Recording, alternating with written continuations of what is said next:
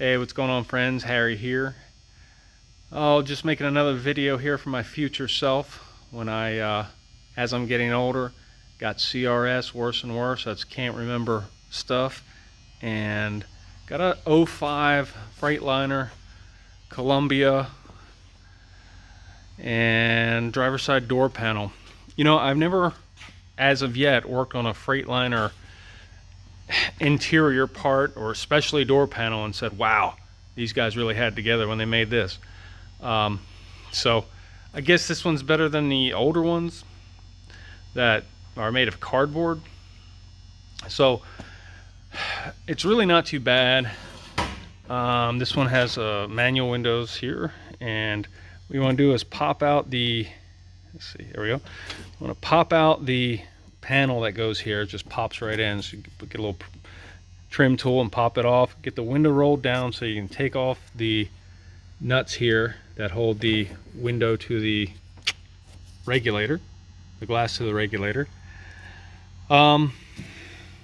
This one's easy. There's not even any speaker or anything in it, but you got screws all along. This is a new door panel here.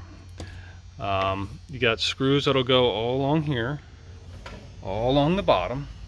Okay, and you're gonna have to pop out, let's see, you're gonna have to pop out these little things that go in here, and there's a bunch of screws that are gonna go, I think it's 8 of them total that go along here.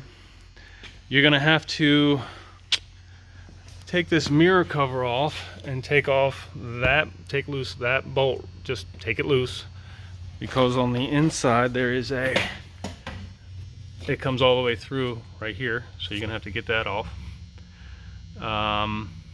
What else? Let's see, when this panel's off, there are some linkages here that have to, like that one, I guess once you get it loose, you can kind of get your hand in there.